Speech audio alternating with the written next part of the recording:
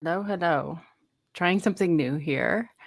I'm using Streamlabs. I'm actually very familiar with Streamlabs in, I don't know, I guess it's more of an app, but this is more of the site. So this is something new.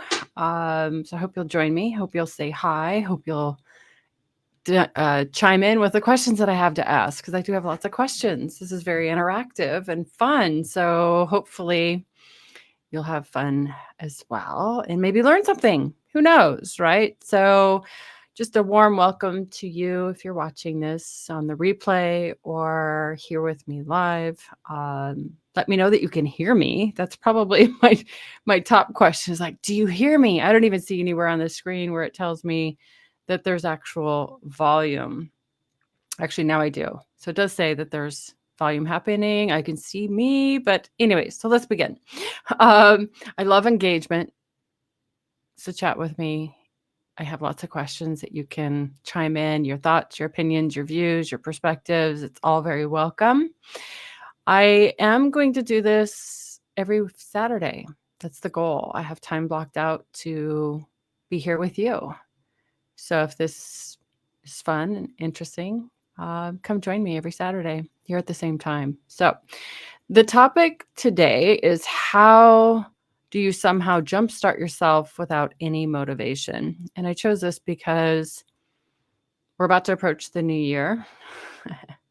So as you're watching this, hopefully right now I'm recording it on December 23rd. I think a lot of people are gearing up for the new year, new me, new ideas, new goals. So I thought this topic would be a great one. I do always start with a quote, and the quote is, there are two types of creators in this world. There are those who create things, and there are those who find reasons why they can't. And I'd like to add to that quote my own thoughts.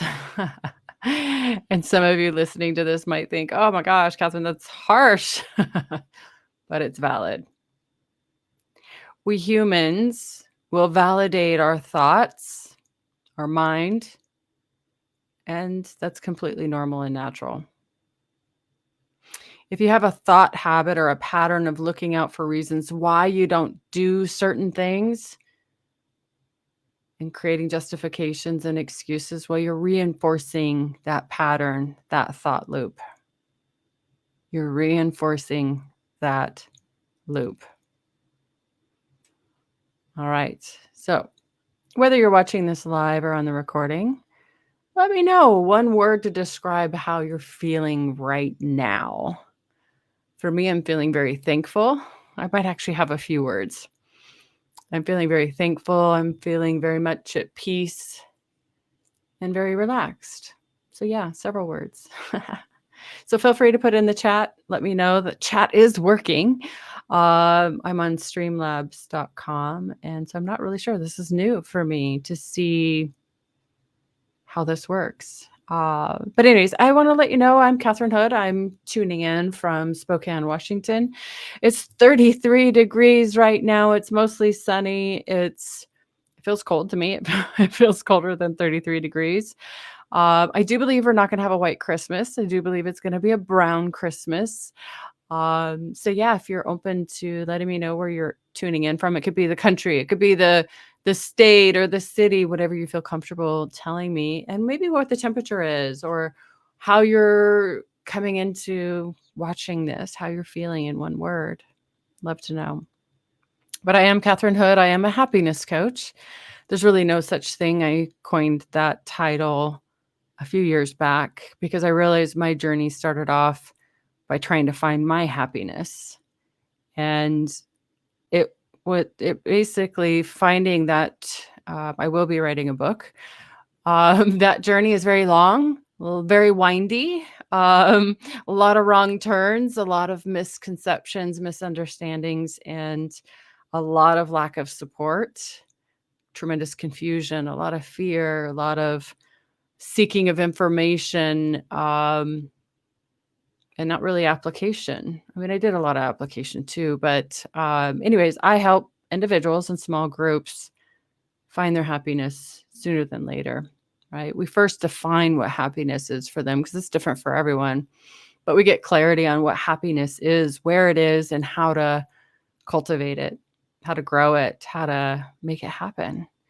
So it's my passion to serve and help others as a coach. Right now, currently, I have a lot of one-on-one clients. I coach them one-on-one. We set aside 30 minutes or 60 minutes a week or every other week, and we coach around whatever feels important for them at the time. I call it the biggest, hairiest, ugliest thing, and they laugh, but it's true. I like to help you navigate the biggest, ugliest things. And as new clients build trust, build like, know, and trust with me, they dive into those big, ugly things. And yeah, we change their life completely. I believe it's very important that my clients feel heard, seen, and important. And most importantly, not feel alone, right? There's been a lot of my journey that I've been alone and isolated and scared and like, wow, how am I doing this? How am I going to navigate this alone? So it's very important to me that my clients don't feel alone. All right. So what I want to do with this segment every Saturday is break down a submitted question. And by me stating that, this means that you can submit a question to me. And if you want to know how to do that, just reach out to me. And would love to do a session on your question. Quite simple. I never ever mention your name. So, and you'll see in this scenario, this person that submitted it is not going to be revealed. So it's very private, but it's so fun to point out the spinach in a person's teeth, as I like to say it, right? See where their blind spots are. And oftentimes when I speak about other people's issues, you might find some similarities and things that you're struggling with, and you can learn and grow and glean from a scenario that I coach around live in front of you. Okay, so I'm going to read the submitted question. It is long, but rather worth it. I've never had to work hard in my life, and I am scared. I am currently studying for nursing. One thing I've always struggled with my whole life is discipline. I wasn't raised to work hard or have major responsibilities. I was always allowed to do just my own thing. But I feel like that backfired on me because now I'm turning 20 and I don't even know how to stay focused enough to study. Just now I sat down, I set a goal. I'm going to study my anatomy and biochemistry for 2 hours. What happened was I studied for 30 minutes, left my study space, scrolled on my phone, and before I realized it, 3 hours have passed. I'm terrified. I know that if I keep going down this path, I'm going to ruin myself. But at the same time, there's nothing external or internal driving me to do something about it. I don't have any dreams. I don't have any aspirations or people I want to work hard for. I'm just going with the motions of life, and I'm scared that I'm going to grow old and die without having accomplished anything. How in the world do you get out of this rut? How do you somehow jumpstart yourself without motivation? So if this is you that submitted this, I want to thank you. And if you can relate to this, or if again, this is you, I want to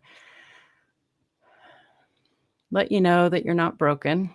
You don't need fixing. But let's see if we can look at this a little differently from a different lens.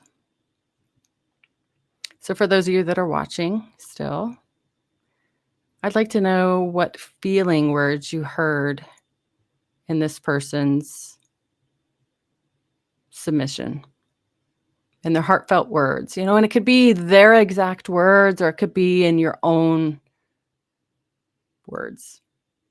Maybe just one word of what you heard. What did you hear? What feeling words did you hear? And the reason why I point this out is when we really identify someone's feelings, we can check in with them and see if that's true, if that's real. Because they feel heard when you reflect back. It sounds like you're really scared. And then they'll agree or disagree and they'll go deeper. They'll explain more. So that simple trick you could try while you're spending the holidays with family members that maybe you don't see very often. Let them explain a story and then go, it sounds like you are, and then fill in the blank of however you think that they feel. Don't worry about getting it wrong. It's actually better, in my opinion, if you get it wrong, because then they articulate it differently for you. But from this scenario, I hear the word scared, obviously, that they're struggling, that they feel like they're not disciplined, they don't understand. Um, Maybe there's a lack of responsibility. They feel afraid, maybe ashamed, concerned. They probably feel worried, fearful, easily distracted. They use the word terrified, and they use the word might ruin myself. They also said that they're not driven in a roundabout way. Maybe they feel lost. And one of the other words that they use is in a rut, right? So these are all feeling words. This is how they feel, or this is the sense that I get from what they provided. And again, there's a reason why I point these things out. Great. It's a great checkpoint to check in with them and make sure that you understand what they're saying. But also having awareness is key. You don't know how many clients have told me, especially when I first start coaching them, I'm like, oh man, it sounds like you're afraid.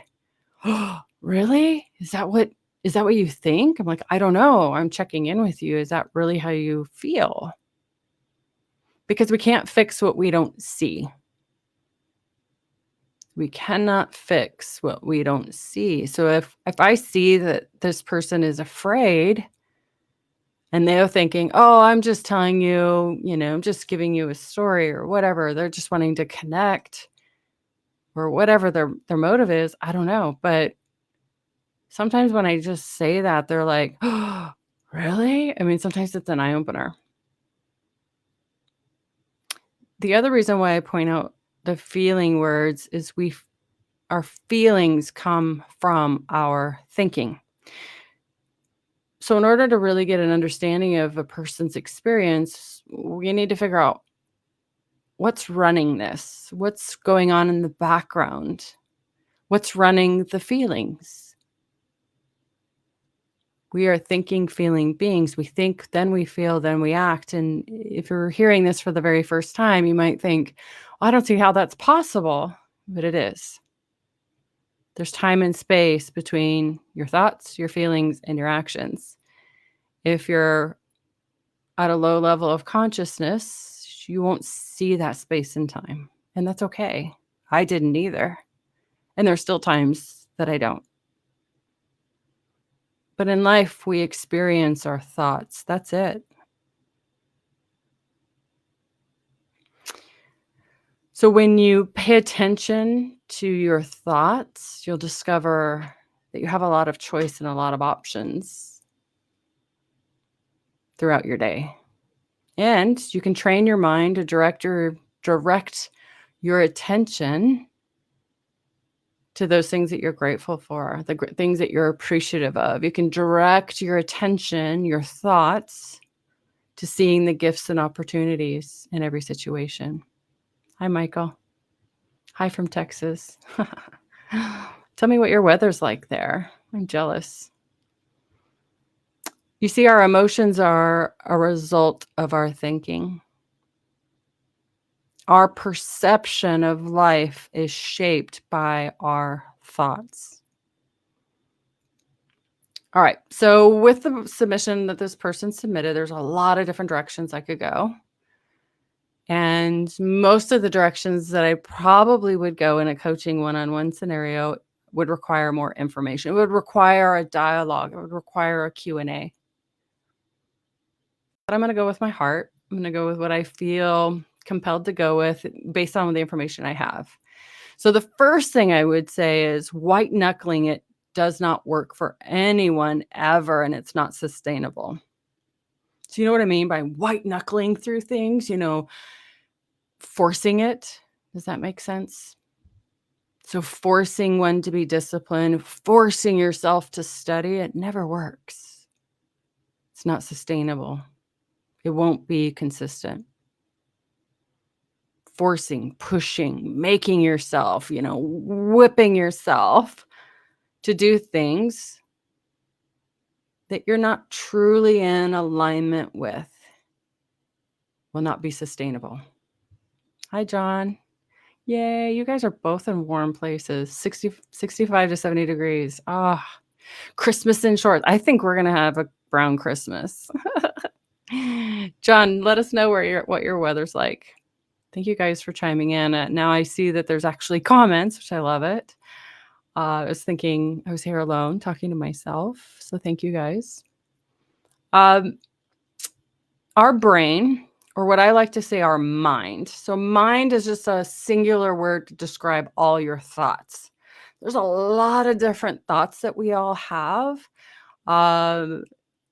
And if you work with me one-on-one, we go dive into that way, way deep. Like we really figure out your blueprint, how you think, how you uniquely think, your blueprint, your defaults, your conditioning, your patterns. Well, we're not going to do that here. But I will say that your mind, so just really encompassing all of that, will not respond to blunt force or pressure or beating yourself up or name calling. It's also not going to respond by reinforcing the past or wallowing in the future.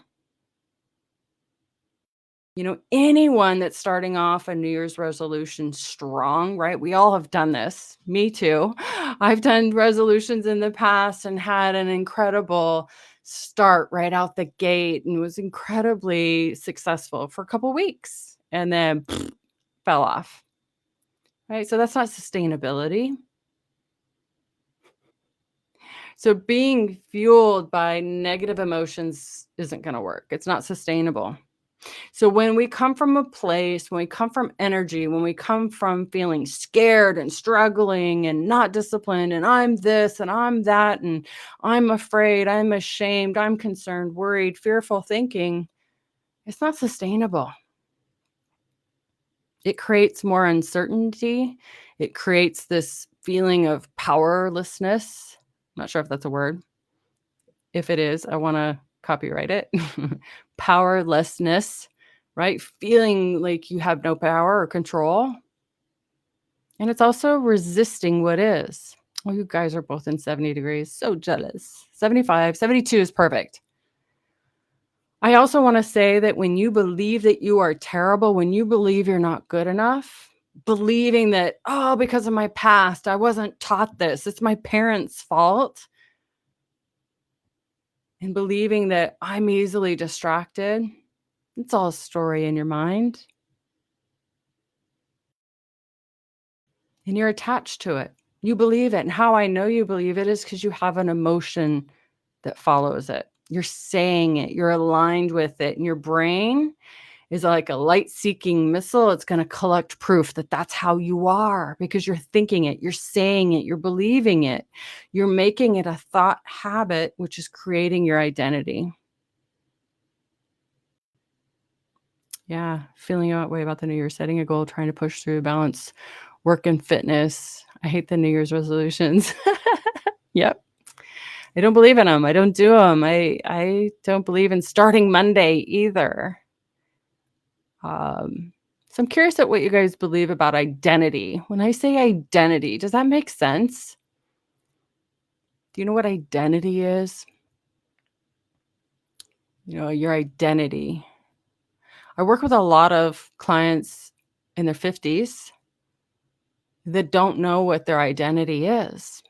A great example of it is I work with a lot of nurses, it seems like lately, or people that pour into other people, nurses, people that care for other people, or just have jobs that are like first responders, and it's always about somebody else.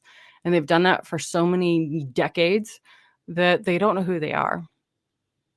Yeah, identity, how we see ourselves. Yep. Yeah, exactly. So your identity is who you believe you are. Your identity is the stories of who you are. So a good way to figure out one's identity is just really listening to them and when they say I am statements or listening to yourself. When am I ever saying I am fill in the blank? So here are some examples that I use. I am strong. I am healthy. I am inspiring. I am a leader.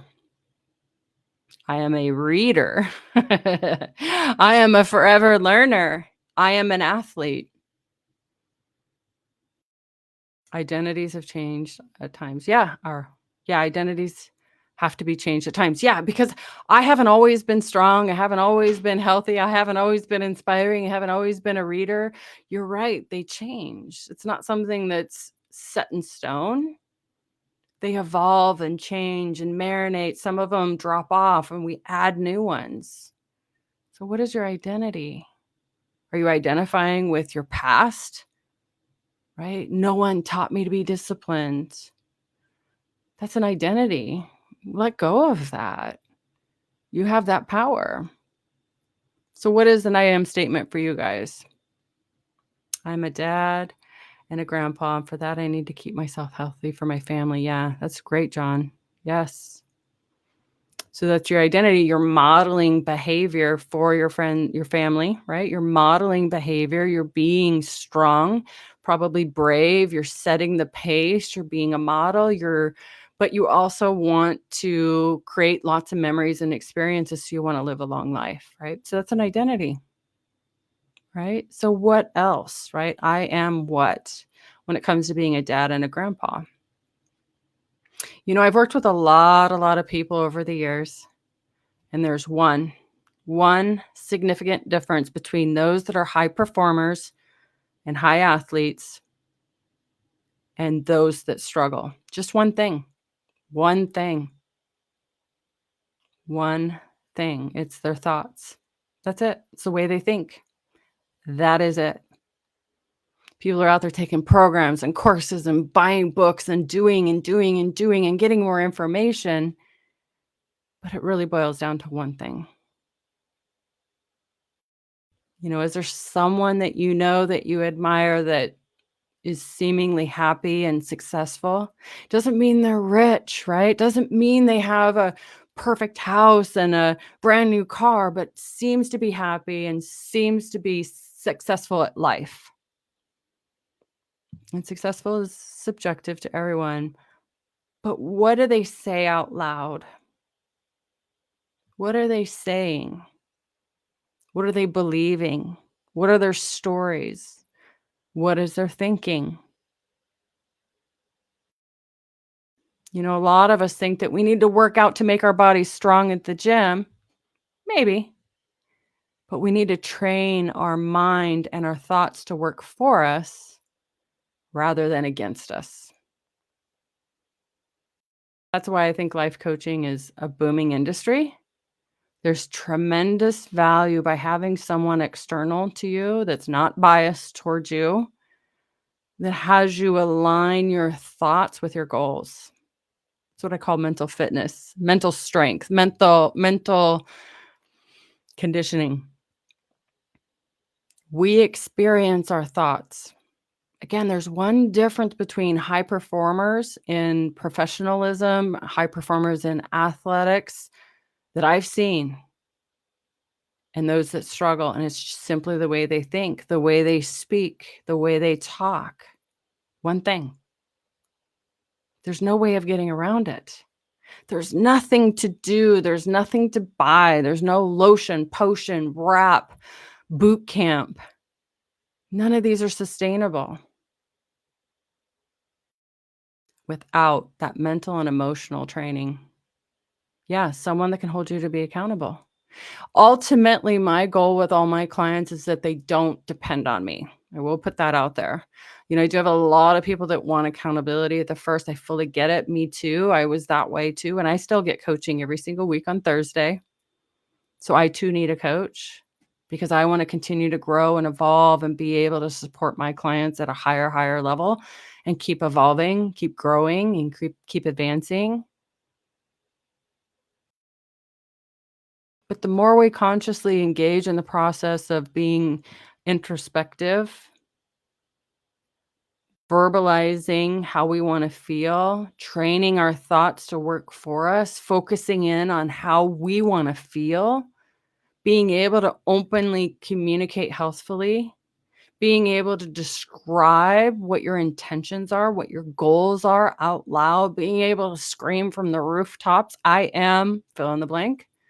The greater we reinforce in our brain and our mind what we want, and we'll get it, we'll achieve it.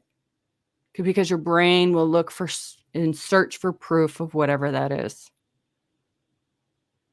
And I get it. In today's fast-paced world, we're so connected, right? It seems like negativity has become ingrained in our society because we're bombarded by negative news around the world 24/7. The constant barrage of negative news and negative stories. We're constantly surrounded by negativity, and that's negative bias that can harm our mental and emotional health, making us feel even more tired, stressed out. We have lower bandwidth, and believing that's normal because I used to be that way too. I used to come home and bitch and moan and complain like, hey, I've got the worst day ever, and thought it was a competition of who had the worst day.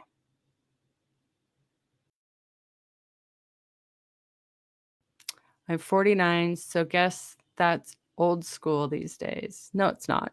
I'm really close to the same age as you, but do actions take precedent over feelings? Well, if I'm working with you one-on-one, you'll know that answer. There's so much talk about younger people and their feelings versus old school and put their nose to the grindstone and get the job done no matter what. It seems more confusing these days. So there's still I speak to human beings versus labeling people as old school or new school. We're all the same. We all work the same. I understand at a very deep level how the mind, thought, and consciousness works so deeply well that labels don't matter. I don't care how old you are. It doesn't matter your gender. It doesn't matter your religion. Doesn't believe your politics or anything you believe in. What I talk about runs across the board. So I'm curious if you guys protect and guard your brain and your mind from negativity. I do. And this wasn't by purpose, but my TV's been in storage for going on 6 years. So I don't watch the news, and I love it. Through the whole COVID, didn't watch the news. Still don't.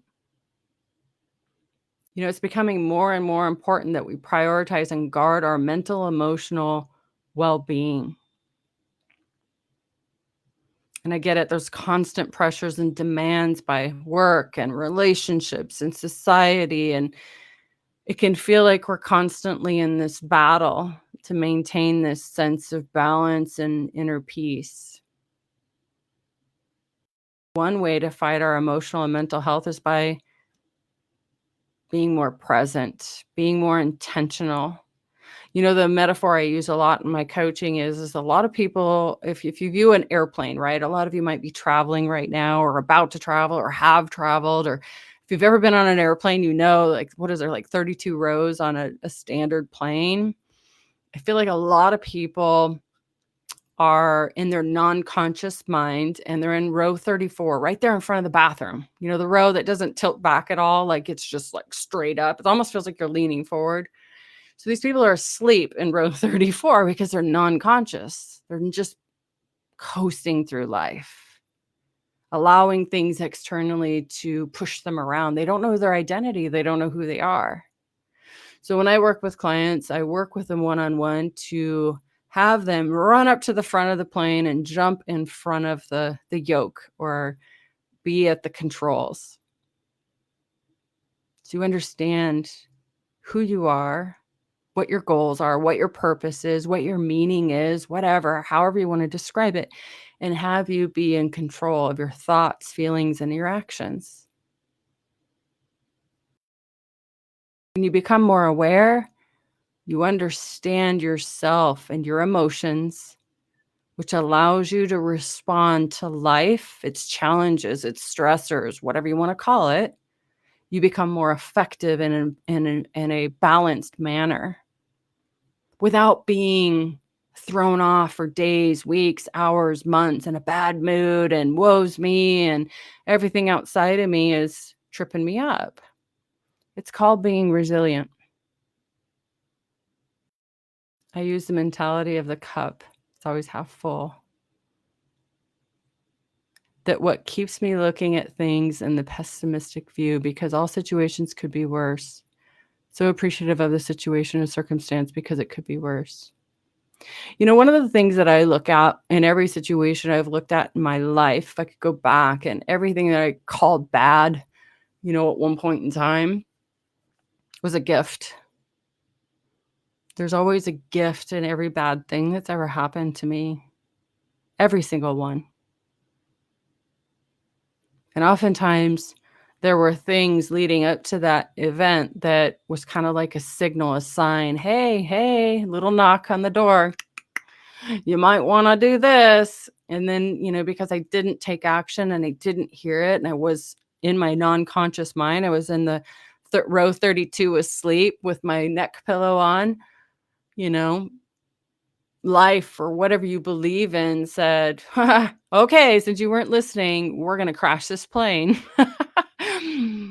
So it's really being awake, learning to be more conscious, be more present, be more aware. Yeah, because I learned from the event. Exactly. There's a gift, there's a learning, there's a lesson, there's something you can learn. Because if you don't learn and you don't see the gift, then it's woe's me. And then you become victimhood, right? There's a big difference between being a victim and being in victimhood. Victim is a sad thing. Being a victim is horrible and awful, and it's real. I get it. Being in victimhood is taking something that's happened to you weeks, months, years, maybe decades ago, and carrying that around with you every single day in a backpack that weighs 500 pounds. It's not who you are. Oh, nice seeing you, John. Thank you for chatting with me. Come back next week. But another important aspect of protecting your mental and emotional health is setting boundaries. And I see this on social media everywhere, the wrong use of boundaries. Some people are using the term boundaries as a way to manipulate other people. That's not what boundaries are for. Boundaries are protecting your own time and your own energy. It's learning to say no to things so you're not overextending yourself, saying no to things so you don't burn out. It's being okay spending less time around people that drain your energy. This is not manipulation. It's not demanding that people hear your boundaries and follow your rules. That's not a boundary. A boundary is for you. It's your own rules. It's establishing a clear boundary that you honor to avoid burnout, to avoid any negative feeling or hurt or pain or suffering. It's prioritizing your well-being and your happiness. Yeah, exactly. Good job. Yeah, explain it to your kids. I talk to my kids so every day. They're both adults. They move out. They're both thriving and doing amazing. And I have the best relationship with them. And I think I'm winning. I'm winning. That was my goal when I first found out I was pregnant with my first one, was like, I'm going to have the most amazing, deep connection with my kids. And I do. I feel like I've got the greatest reward or gift. And I share with them my mistakes. I share with them probably more than most people do, but that's okay. They share with me because we have this deep trust, right? Because I trust them with information that's super personal. They open up to me. I set the pace. I let them know that I'm not perfect, because when I let them know that I'm not perfect, they realize when they make mistakes, it's okay.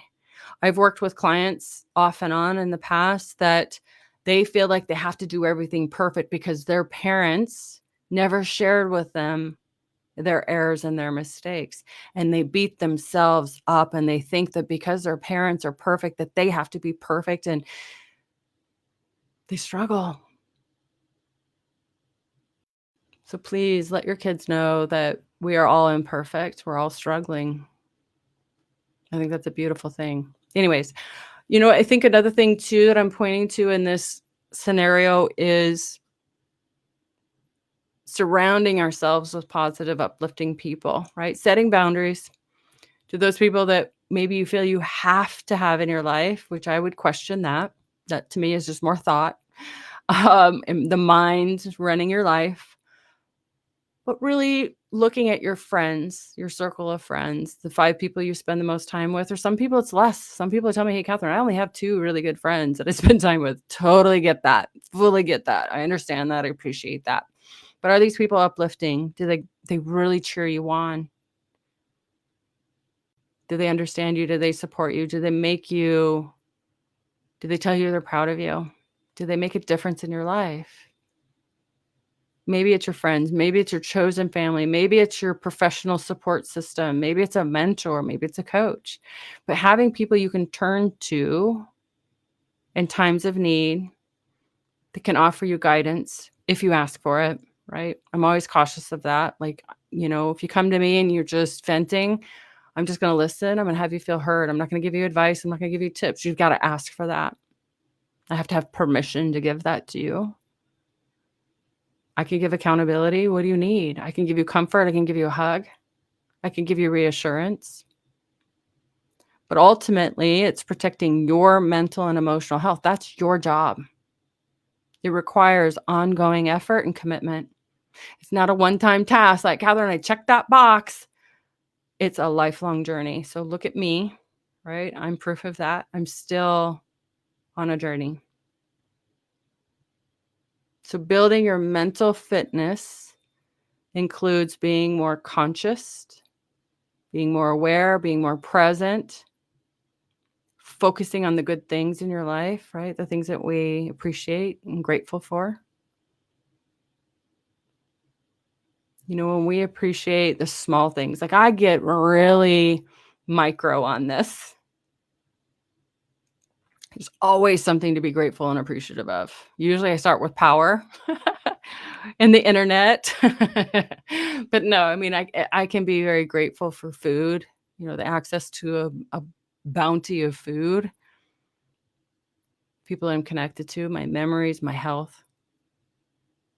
When we really focus in on what we enjoy, what bring us joy, what brings us pleasure, what we are grateful for and appreciative of, we can train our brain to look for proof of that. And it counteracts that negativity bias. Positivity is contagious. It's really understanding how you want to feel every day, in every moment, in every situation. But how would you want to feel if you were this person that submitted this request that says, I don't have discipline? What would be one word? So let's pretend like you're them, going to school, wanting to be a nurse, wanting to make something of themselves. What would be one word of how you want to feel? And what's interesting about this question is when I first start working with clients, they often can't answer that question. They're left brain dominant. When I work with people, I work with them in helping them access the right side of their brain. We need the left side. It's where our logic is. It's where it keeps us safe, keeps us alive. But we need a balance of left and right brain. So if I was this person, if I was to put myself in their shoes, I would probably want to feel capable, optimistic, focused, patient. I would want to feel proud, right? That I made it through school, that I got my degree. I'd want to feel proud. I want to feel brave, courageous, maybe hopeful. So I challenge my clients to give me 10 words or statements of how they want to feel. And again, when I first start working with them, they don't know how to do that. So I help them. I give them the resources and the ways to move to using the right side of their brain. Because this person is not their past. They are not how they are raised. They are not the stories that their mind makes up. You are who you want to be. If you want it bad enough. Motivation is not external. Motivation will come along the journey. Motivation comes when you are in motion. Motivation comes as you create the story along the journey. And when you create a new story, a new belief, a new plot, a new script on how you want to feel and who you are, it's feeding your brain with descriptive words on how you want to feel. The actions follow. Your brain is a powerful, adaptable, malleable machine and quite simplistic. It'll move you towards what feels good and feels familiar. So when I ask how do you want to feel, it's really articulating and telling me in a way that you're like painting a picture of what it would look like, describing what your life would look like. What brings you joy? What will you be doing? It feeds your brain with a dialogue that works for you rather than against you, and you will reclaim your identity. And maybe, as one would say here, that you create your own identity. All right. Well, I hope this was helpful. Thank you guys for chiming in and chatting with me. I know that the volume was working. I know that technology was working, but I'm here to support you. And I'd love it if you would submit a question. Again, I'm not going to mention your name, but I know that others will benefit from your question. And if perhaps you watch this all or in part and you know somebody that would benefit from this message, I'd love it if you tag them or share this message. But I do want to let you know that I'm here to support you or anyone else that's in need of help seeing life in a different way, experiencing life in a different way. I'd love to be of service to you. So I will come back on here next week. I hope you guys have an amazing Christmas. Make memories. If you catch yourself laughing, laugh harder. And if you're alone, because I know some of you are, do something really fun. The movies are usually open and usually very vacant. Small hint, that's what I'm going to be doing. I won't be alone, but I will be with my husband. That's all we're going to do for the day is go to the movies and just chill. We've postponed Christmas till the 29th for the actual celebration. But anyways, I hope you guys have an amazing week. And as always, I'm here for you. So talk to you soon.